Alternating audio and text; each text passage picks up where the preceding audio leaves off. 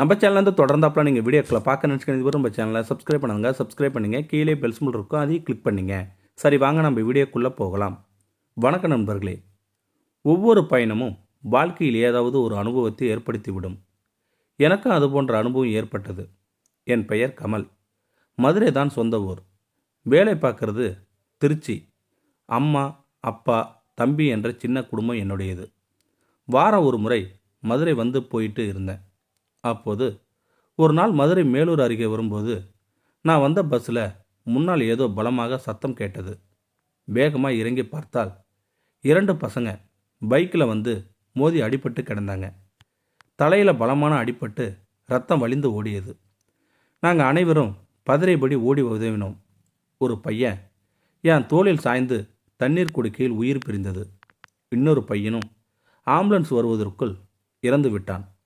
என் கண்முன் கிடந்த 2 சடங்குகளும் என்னை கலங்கடித்து விட்டது. ஒரு நிமிடத்தில் முடிந்து போன வாழ்க்கை.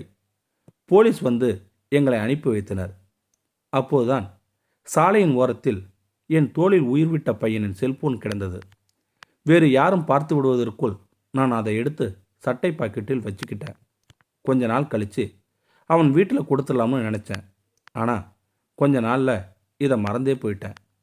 அன்று ஒரு நாள் வீடு சுத்தம் பண்ணும்போது என் அம்மா ஃபோனை எடுத்து கொடுத்தாங்க. அப்போ சார்ஜ் போட்டு அவனை பற்றி விவரங்களை தேடினேன். அப்போது அவனோட வாட்ஸ்அப்பில் நிறைய மெசேஜ் வந்திருந்தது.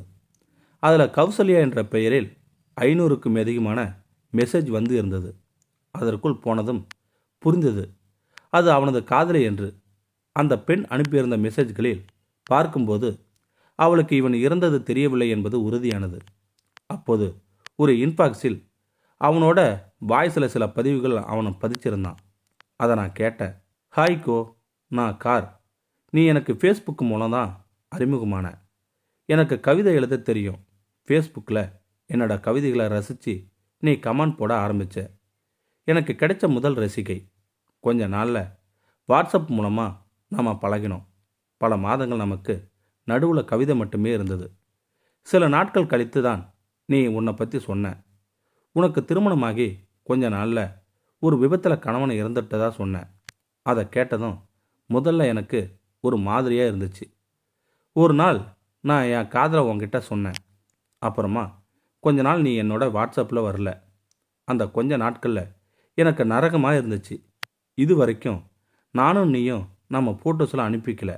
ஆனால் நமக்குள் இருக்கும் உணர்வுகள் காதலானது எனக்குள். உனது குரல் வழியே என் காதலை உணர்ந்தேன். கொஞ்ச நாள் கழித்து நீயே வந்து என் காதலை ஏற்றுக்கிட்ட. சந்தோஷமாக இருந்தது. வாழ்க்கை அந்த நாட்களில் நேரில் சந்தித்து பேசி திருமணம் பற்றி பேசலாம் என்று ராமநாதபுரத்தில் இருந்து உன்னை மதுரைக்கு நாளை வர சொல்லி இருக்கிறேன். அவள் எப்படி இருந்தாலும் என்னுடைய இந்த ஜென்மத்தில் அவள்தான் என் காதலி, மனைவி எல்லாம் என்று பேசியிருந்தேன். இப்போது புரிந்துவிட்டது. அவள் பார்க்க போதும்தான் இவன் இறந்திருக்கிறான் என்று. இவனது இறப்பு தெரிந்தால் அந்த பெண் என்ன ஆவாள்? மீண்டும் ஒரு இழப்பை தாங்க சக்தி உண்டா அவளுக்கு? நீண்ட யோசனைக்கு பிறகு அவனது ஆன்லைனில் சென்று வாட்ஸ்அப்பில் அவளுக்கு ஒரு குட் மார்னிங் என்று அனுப்பி அடுத்த நிமிடமே எனக்கு ஒரு வாய்ஸ் மெசேஜ் வந்தது.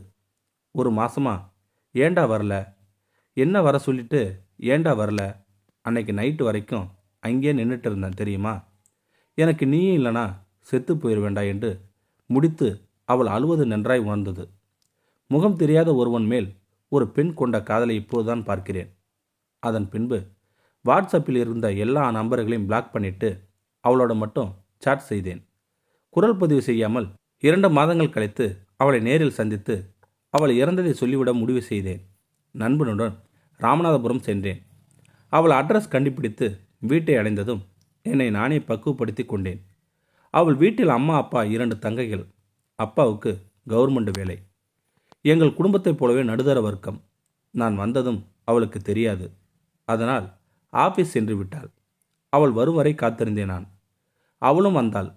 உண்மையில் எவ்வளோ அமைதியான குணம். மிகப்பெரிய பேரழகி இல்லை. ஆனால் அவளது அழகு அவளது குணம்தான். என்னை யார் என்று நானே அறிமுகம் செய்து கொண்டேன். என் நிஜ பெயர் கார்.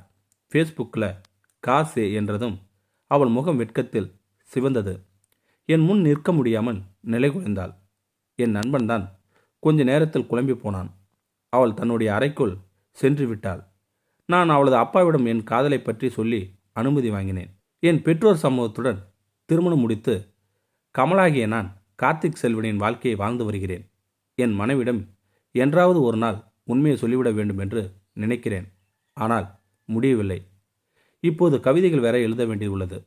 சில வழிகள் தீர சிலர் சிலுவைகளை சுமந்துதான் ஆக வேண்டும். நன்றி, வணக்கம். இந்த வீடியோ பற்றி கருத்தை கீழே இருக்கிற கமெண்ட் செக்ஷனில் சொல்லுங்கள். அப்படியே நம்மளுடைய சேனலை சப்ஸ்கிரைப் பண்ணுங்க. சப்ஸ்கிரைப் பண்ணுங்கள். கீழே பெல் சிம்பல் இருக்கும், அதையும் கிளிக் பண்ணுங்கள். தேங்க்யூ ஃபார் வாட்சிங்.